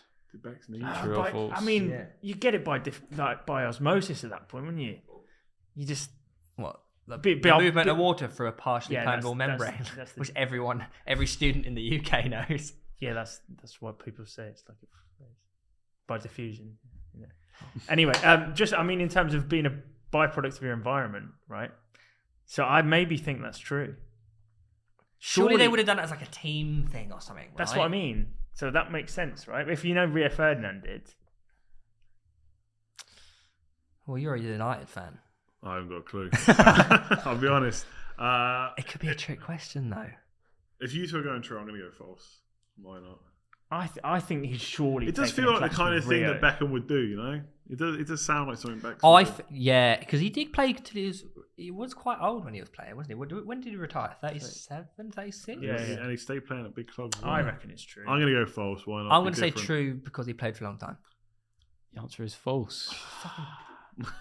Because it wasn't Beckham, it It was was... Rio. Yeah. Oh, so that was the whole thing. I knew it. Oh. I knew it was going to. Little rat, man. You bastard. You're a weird bastard. I knew that was. You know when he gave the answer, Yeah. I knew that was the reason as well. He swapped the names. You know, like with the Robin and Thomas Muller thing. Who I thought. Well, That was you that did that. For Yeah, you, sure, yeah. 3 out of 4. Going strong. You're level with multiple people on there now. One left. Has anyone got 4? A couple people got Yeah, 5. Joel Yeah. Bayer's got 4. Right, this is it. Question number 5. Well, question number 5 is who am I? So, who am I? Beginning my career at Wolverhampton Wanderers, I have played for a total of 12 different clubs in 5 different countries, including India, scoring over 300 goals in over 700 games in all competitions. I am the most capped player in the history of my country, playing 146 games and scoring 68 goals, but won nothing more than the Under-19 European Championship. I have only ever won the 1 Football League Cup and 3 MLS Cups, and I once knocked Edgar Davids out during training after he stepped up to me in a confrontation. I know who it is. You actually? Yeah. You're really good at these. I've got 2 options in my head. I think who's name the start again? The start started at Wolves. Oh, That's the only thing I can think of. When he does these, my brain picks up on the wrong thing. okay. Say it one more time. Beginning my career at Wolverhampton Wanderers, I've played for a total of 12 clubs in 5 different countries, including India, scoring over 300 goals in over 700 games in all competitions. I'm the most capped player in the history of my country, playing 146 games and scoring 68 goals, but won nothing more than the Under-19 European Championship with them. I have only ever won 1 Football League Cup and 3 MLS Cups, and I once knocked Edgar Davids out during training after he stepped up to me in a confrontation.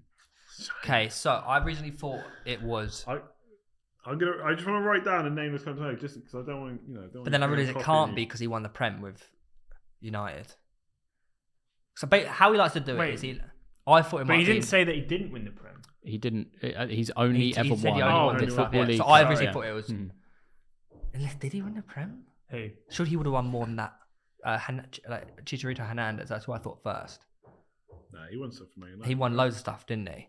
And he has to play with Edgar Davids. But it can't be Hernandez. Davids played. He said Yeah, I know. Under-19's European Championship. Yeah. So, He's got to be a European footballer. and he played with Edgar Davids, who played at Oh. Yeah, but it could have been at the Holland Juventus. team. Played for Juventus. Well, it could be at the Holland What was the team. under-19s thing? It's European, is it? Yeah, he's the Under-19 European Well, that champion. counts out my name then. Who were you thinking?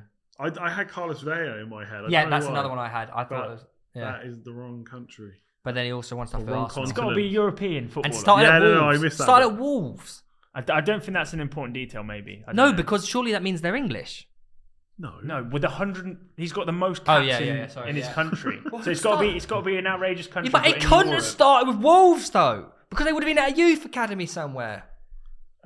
So he's got to be in a crap nation from Europe. That played Edgar Davids. Where did he? Barnet. Did he play at Barnet? Didn't Edgar Davids came over it. Yeah, Barnet. Oh, okay. Juventus. Oh, I'm never getting this. I'll stick to my 3, I think. This is pretty tough. Um, I'm trying to think. Started at Wolves is mental though, man. I can't. I find it hard to picture Wolves before the last That's what I 3 mean. years. but he always likes to do it around. A person that's Yeah. yeah. Oh! Juventus. Ah! That's the face of a man that's just clocked it. Oh, I know who it is. I know who it is. Okay. I think I know who it is. Oh, because it's. I know exactly. No, I've got it. I know who it is. I don't like this. Oh, I'm a genius. I honestly, I've not got a clue. I couldn't even give you a name. I don't know why. I had Carlos Vela in my head, and he's not even European. So Oh. It's all up here. It's all about if you know ball, you know who it is. Is it going to be another one where you say it and I go, oh, come Yeah. on. Really? Yeah. Is it that obvious? Yeah. I think so too. Is it really that obvious? I think so. Yeah. Oh. Yeah. India, I'm thinking any player that's like gone and played in India. But now, if I do get this wrong, Yeah, that's bad. I'm an idiot. How many MLS things did he win? 3 MLS Cups. Oh. Okay, now I know why it's this player. I think I'm gonna write it down. Yeah, I don't want Theo to say it, and then I'll write mine down as well. Okay. But I could be completely wrong. Oh yeah, I'm fairly sure now. I Actually. could be completely wrong. Yeah, I reckon I don't know how well he did over there. That's the only issue. In India. No, in MLS. Oh. Yeah, the India thing kind of threw me a little bit. Although I'm thinking, has he really won an under-19 championship? Yeah. Oh. Anyway, I'm not going to get anyone else. I haven't got a clue. Yeah, sticking with this. I'm Let probably you wrong. two fight it out. I've written my name down. Go on. Robbie Keane. Yeah. It is Robbie Keane. Yeah. well done, boys. Just, There. hang on. Oh, I because just- of Ireland. Yeah. That's clever. Yeah, he got Robbie Keane. Well done. Very well I'm done. not even sure why. I don't even know why that just came to me. MLS. I get it MLS, now. I MLS. the Ireland. And I thought, Ireland. Ireland, yeah. And Yeah. the dispute that happened between them was when Edgar Davids was at Spurs. Spurs. Of course he played for Spurs. yeah, I of knew- course, yeah. Obviously. 4 out of 5, mate. That's I pretty mean, very the good. FPL one's like, I think you helped me out a bit there. I tell you But I'll what, take it. That's. I mean, you suck at Who Am I? Do you know ball or do you only know present ball? no, but when he said when you were like, I got it. I started thinking of Man United players as opposed to the other See, link. you got to think outside the box. Yeah, not I know, Inside I know. the box. That was good. I always give you credit when you get them. You're really good at it. There's something that I'm happens. awful at them. Again, I think I've been helped out a bit there. I did I'm awful a at them, video with Spence and it was like a. That's what I mean. I've Yeah. seen you do that, and then Yeah. you smash that as well. So there's some weird It's quite a cool game that. connection that you can make with people of. We should try it one day. It's when you go through, you get up a Wikipedia of a player, Yeah, I've done and you that. go down the list of things. All the clubs they play Yeah, for. yeah, it's really and it's all it's mad like who they Yeah. played for. Yeah. Like remember the George Best one? That He was played for like outrageous. It was 12 like 17 clubs. clubs. 17 Yeah. clubs. Yeah, I can't After remember how many United. We countries. actually Yeah. played that during the pandemic with all my mates on Yeah. Zoom. And we probably Yeah. did it after watching Spencer's Yeah, video, it was so, sick. yeah. Oh, I really enjoyed it. Well, joint second is the title that you can take. That's pretty home. impressive. Yeah, I'll that's pretty take it. impressive. I'll take it. Yeah, we had a few more questions that we wanted to ask before the end, and Yeah. I'm sure these are probably the biggest and most important questions that anyone that has requested you to come on here needs the answers to. We would have done like people send them in on Instagram, but we already know what they're going to send. Yeah, in. exactly. So one of the questions is obviously, do you have any like blanket rules or tips for playing FPL? Sorry, I can knock on the table. I wouldn't say blanket rules. No, I think you need to adapt. Like I think this season, prime example. Like hits have been a bit more. This is really bad English. Like they've just been better. Yeah. Like, they've just been better this year because of all the doubles and blanks. So it's not really hard and fast rules. I do think like if you're down low, unless it's like the last couple of game weeks, the whole I need to go different is like a big myth. Like I saw a great tweet once that said, I'm 40 points behind, I need to go different. And then next week, I'm 50 points behind, I need to go different. Yeah. And you just get further and further behind. So I think that's a bit of a myth. And I think you just, I do like stats. I think they can be pretty helpful. I guess you got to kind of just almost like stick to your player. Like you can't just give them a week and then write them off. Do you know what I mean? Especially if they're like a Harry Kane or a Salah or whoever, like someone decent like that, you don't need to worry about form, and these players are good enough at some point it will come back. It's hard to know exactly, when to jump off and jump on. That's just part of the game. Like sometimes you get it wrong, sometimes you get it right. But I think if you just keep playing how you know how to play, that's probably the best. Don't try and change. You do have like some commandments that you abide by though, because like never captain a defender. Exactly, yeah. But the thing is, like, yes, but like, sit further back. Players like Trent and Reece James and Cancelo, they're kind of changing the game a bit, So like I do have that rule, but that killed me the other week when I wouldn't swap to Reece James. You know, he Yeah. got 18 points. I always find I'm always so scared. Like you've done it multiple times, you've captained defender. I'm always so scared because all it takes is one goal to concede, and it's just like I would never captain Trent because whenever he has a good game, so does Salah. So never captain Trent. But like Reece James is a genuine option, and Cancelo, I guess, as well. And like I'll always try and play the attacker as well. If it's a choice between an attacker and a defender, but again, like those three players I just mentioned, even Robertson, and they are kind of changing the game a little bit and just how good they are. Is there a way that your style has evolved over the years of how you play? I mean, most people would probably say it's more boring now if they wanted to put a word. Or smarter. Yeah, maybe smarter. I think when I first played, like I would just take hits and just bring in whoever. Like it's just. That's kind of, I mean... That's how a lot of people start, yeah, right? Certainly last season, a lot of people would like build a team for the week. Yeah. And it wouldn't matter if that was a -8, -12, what that. You'd come away and go, oh, I'm happy with that squad for the week. And then you fast forward to the next week and go, I've not really I think planning there. last year really made us think about how vital hits actually are. Yeah. Because it came down to like one hit. Yeah, it was 4 For points. the whole of the season, it came down to 4 points. Yeah. It's like the first season I played, I was like 100 points clear with like 8 weeks ago with my mates. Like they just weren't as invested. They hadn't gone on Fantasy Football Scout and like got all the tips. So I just started taking hits for the sake of it because that's all I cared about was that mini league. Whereas now, like it's like rank is just quite. It's not important, but it kind of is because everyone will ask me about it next year. Where did you finish last year? Where did you finish last year? So I do think I'm a bit more conservative. I mean, safe. I think these are all they're all negative words. I think people always use them in a negative way, but. Like I think it's just a better way of playing. I suppose, usually. But for you, your rank for you is way more vitally important than it is for like the casual player because it sort of adds credibility to your whole channel at the same time. Yeah, like it really shouldn't matter because there's. Do you know what I mean? Whoever's, it's no disrespect to them, but whoever's number one in the world right now, I don't value their opinion more than people I already know are good managers who might now be 100k, 200k because like luck does play a part. But it is important because I know next season when YouTube starts up again and new people come into the channel, where'd you finish? Where'd you finish? Yeah. So like the season I finished like 166k a few seasons ago when I got hacked. That wasn't the only reason. I was just bad. But like the next season, you only finish this, you only finish that, and it's like you're going to get that for a while. So it does help to have a better rank. Like I said earlier, I would absolutely milk it if I was like so bad. How many top 10Ks have you had? Only 3 last year. But three, that three, in its own right, it's pretty good. I mean, you get multiple, then you know what you're doing, right? Yeah. And they're more recent as well, which I think kind of true. better, I guess. Ready for it? Game week 31? Can do, yeah. Right, we do predictions. Yeah. Now, if you want to throw in scorelines, you're more than welcome to. Okay. We first game, as the great saying goes, April the 2nd, day after. What's that day? The unlucky day. April Fool's. 2 days after my birthday. I didn't know what you were. Never back the early kickoff.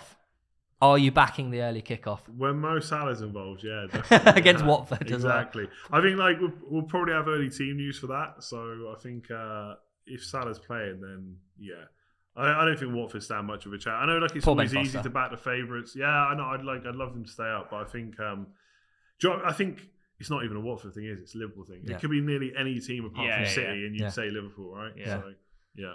I'm gonna go 4-0 Liverpool. 4-0. Yeah. 4-5. Yeah. 6-0 City. We'll go Liverpool. The only thing that might play into Watford's hands is Salah and Mane and Diaz are all away on international duty, and I think Salah and Mane are playing like 3 or 4 days before, and it's like they've a big got a qualifier. Yeah, they're playing against each other in a qualifier. Yeah, and Diaz is playing a day later, so or a few hours later. So I mean, it's probably not going to help Watford, but you never know. Brighton are at home to Norwich. Yeah, this is an overlooked game in terms of FPL this week, isn't it? Really, I mean, it's a pretty good game for Brighton, but no one's bringing any of their assets in.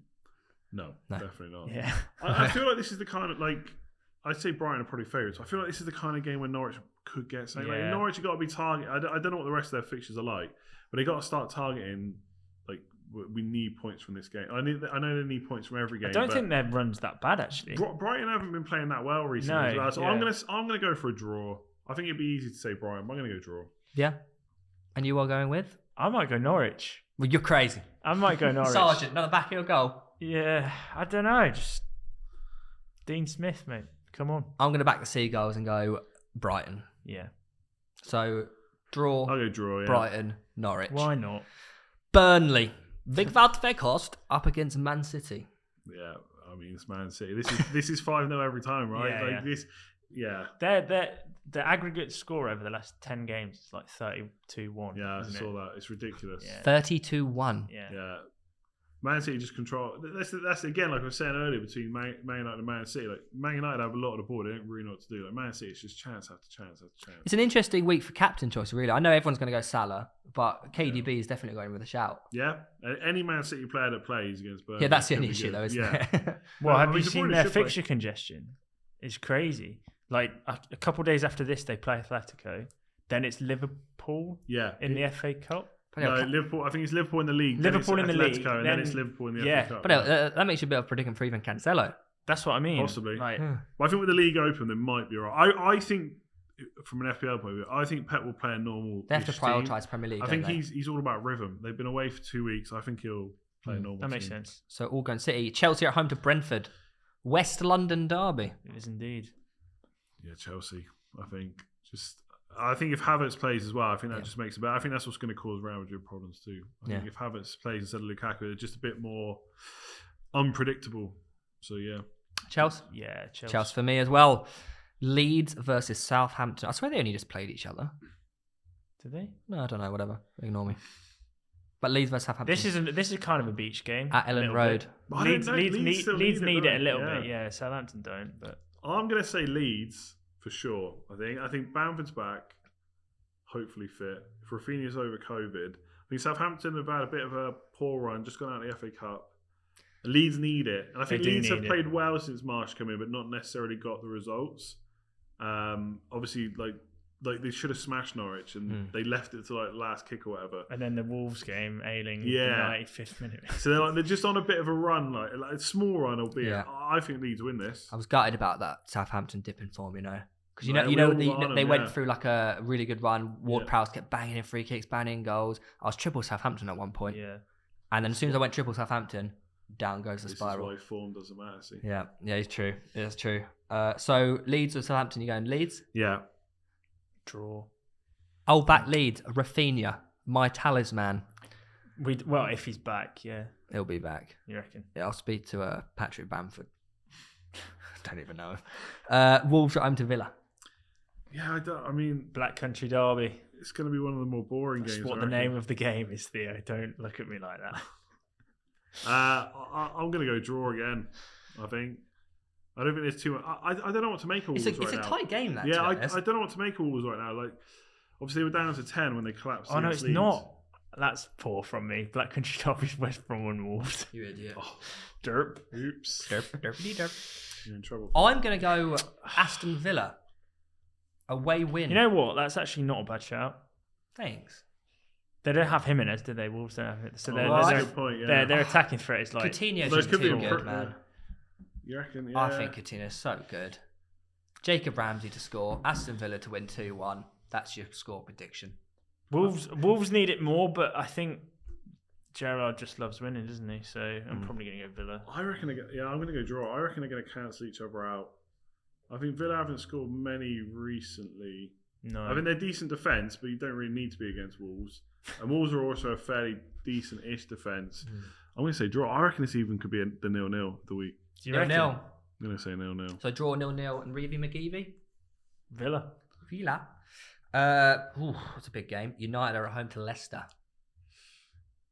Must win. I've got to go Man United. Yeah. Back the boys in Yeah. red. There's nothing about this game that suggests any other result apart from Man United, really, is there? Leicester don't have any eyes on the Prem. The only thing with Leicester is they're starting to get players back. They It's the are. only thing. Like, because their defense has been like so bad, like one of the worst defenses in the league. But they're like Evans is back, Fofana's back, Justin's back, Castanier's yeah. back, and they've got 2 weeks now to kind of recover a bit. But no Vardy, which is I don't think. Or Vardy will be Ndidi. back. Ndidi's out Yeah, as I well, think so Man big United game. will win, but I just do wonder about Leicester. But like you said, like after this game, it'll be Europe. Yeah. I think. I'm going to go with a draw. What was that? What was the last Man United Leicester game? I can't even remember. I feel like there was definitely a 2-2 somewhere. I don't know when though. This is always a high-scoring game, isn't it? Because they just both go all Not out great. attack, really. Don't Yeah, they? not great defenses. Yeah. So Yeah, I'm going United. United, and I'll go over draw. West Ham are at home to Everton. I mean, for me, there's only one winner here. That's West Ham. Paul Frank. Yeah, it's hard to disagree. I think it's like we said earlier, Everton just maybe too good to go down, but West Ham are also real good. Very good. And like, I don't know if players like Antonio are playing over the break. They might be, but they could do with a bit of a rest, I think. And if they get, I think Bowen, like if he's still missing, which he probably will be, that's not great. But yeah, West Ham are surely too good for Everton. That's the thing, isn't it? Like everyone's going to load up on Everton and Burnley players, and then one of their games are pretty much like guaranteed to lose. The only thing with Everton is like Lampard. He's not really changed his way of playing. Like he really wants to go attack, like press. At some point, surely he's going to dig in and just say we need to get some wins. Yeah, he might start now over the break. Maybe he'll change his ways. Maybe bit of momentum from the Newcastle result, and then I don't know. Yeah. I just can't. I'm still going to can't back see them West Ham. But I think if Lampard actually changes something, maybe Everton get a result. But I'm going to go West Ham. Yeah. And you're going the Irons. Irons. Next up, Spurs are at home to Newcastle. In form, Newcastle. I think it's, a lot of people are saying that Spurs are back. They're going to trounce Newcastle. I mean, it's given 2 on the FDR, I think. The FDR, don't ignore that. But I think this is like only 1-0 Spurs. I think everyone's looking at this game like as if 0-0. Newcastle were Newcastle of 2 months ago. Exactly. But they're not the same team. Yeah, for sure. Yeah. I'm definitely saying Spurs. I'm going to say 3 or something nil. Really? Yeah, I know Newcastle are playing better, but I think again Spurs with a bit of time between games, I think that could be good. I mean, I think England are playing twice, aren't they? But they're only friendlies. Coast, yeah. They're only friendlies, so whether or not players are going to be played in both, probably unlikely. Like Kane might play in both, maybe 60 minutes, maybe in both. I think Spurs win this fairly easy. I think Spurs have been doing really nicely. I know Newcastle have as well, but I think Kane, Son, Kulusevski, that's a pretty decent front three. This poor man. You can see he's just hit his time limit on FPL. What is your time limit on your iPhone? I was like 5 minutes. It's just it stops me from keeping it open. Except for the fact you can just click carry on anyway. Yeah, it's true. That's when you know not that bad. That's when he knows it got bad. You got a time But that limit was set from early on in the season. Okay, mate. I'm going to go Spurs will win 2-1. Kulusevski and Kane are going to score. Oh, I already said it. I think it's only going to be 1-0 if that. You know what? I might even throw a draw out there. I'm going to throw a draw out there. Yeah. Come on, Newcastle. Come on, boys. Okay. Patrick Vieira versus Arsenal. Yeah, I really want to. Good though, man. Yeah, I want to kind of predict a few different results. And it's Selhurst Park. You know what? I think this is a draw as well. I think this is 0-0. They kept City out to a 1-0, mate. I think it's a must-win for Arsenal. No, they didn't. They drew 0-0. They did, but City should have scored, shouldn't they? Yeah, they should have scored. Palace were good. Last time they played Arsenal Palace in the Mulpie. That can't be. That's Place Brighton. for Brighton. Oh, it was Brighton. So yeah, no Brighton. Oh, whatever. Just ignore me. I was watching it with my friends. You talking about the last time he played was when Lacazette scored the late winner? Yes, that's what I'm talking about. Yeah, that was. Anyways, 2-2, wasn't it? Yeah. I think it's a draw. I think Arsenal win because it's our chance to get top 3. Yeah, I think Arsenal win as well. I think such a settled squad right now. Settled 11 every week pretty much. I think Smith Rowe played last time instead of Martinelli because he was ill. But Odegaard's playing fantastic. Yeah, he's quality. Saka's a baller. I mean, I should really be saying Arsenal, shouldn't I? Let's be honest. Disgrace. I think Vieira's done a great job. Like he really has. I agree. I think Arsenal too much. Yeah, I'm going Arsenal. You going? I'll go Arsenal to save face, but I see this game being a draw. The double game week: Burnley versus Everton. I'm going to say Burnley. No, I don't know. Draw. You back in Burnley draws, players? Yeah, I feel like draws Both teams need points, so it's always a draw. That's what happens in every big game. That's every big game. 0-0. Yeah. Everyone's going to bring in Captain Wakehorse or whatever. I think we like Burnley. I think. Are you? No. I'm going to back Burnley. I'm going to back Burnley. Do it. Because I feel like I was saying, I think Sean Dyche will be happy to kind of dig in, get results, and I don't think Lampard will.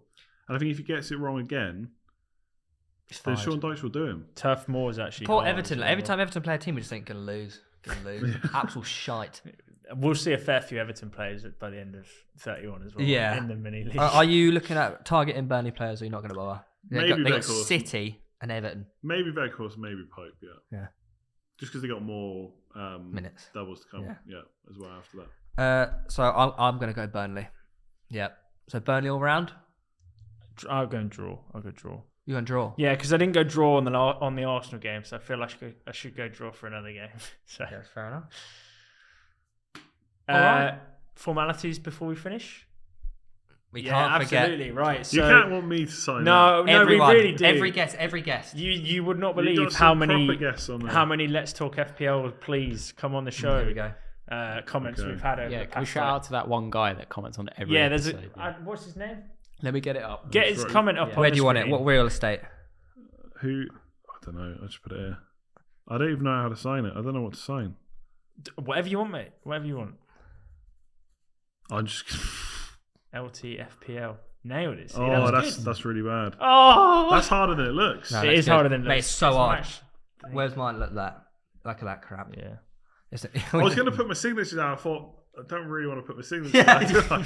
Just in case, you know? Yeah. Put my sort code on there as We'll well. shout out this guy, Vivian Thomas. Vivian Thomas. Vivian Vivian Thomas. Thomas. He's been Yeah, you've done it singing your every praises week. I might have been paying him. Sandy on a burner. Yeah. No, thank you so much for that, mate. I know it's obviously Long tough way to come. Take time. Yeah, exactly. It's a Out of a joy. busy It's a schedule joy. as well. But all the best. Ladies and gentlemen, if you don't already follow Andy on all of his socials, then we'll leave them down below. Yeah. Let's Talk FPL basically runs the FPL Oh, YouTube community, at least now anyway. Maybe, well, next season you'll be the biggest. Are you the biggest channel? Yeah. Most subscribers, yeah. Yeah. Wow, yeah, Yeah. there we go.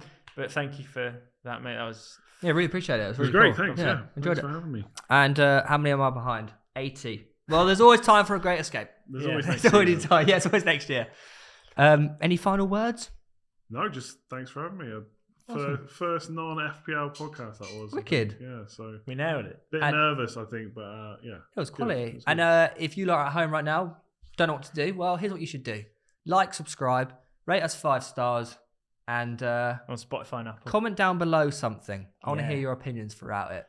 And also, the code for the league Oh, yeah, is alright, we've got our own code. gqxngc, Yeah. and you can officially get The shirt. the most subscribed FPL YouTuber's signature and win it and wear a shirt with that on. That is pretty big. Yeah. On that note, see you next week. Bye-bye. Bye.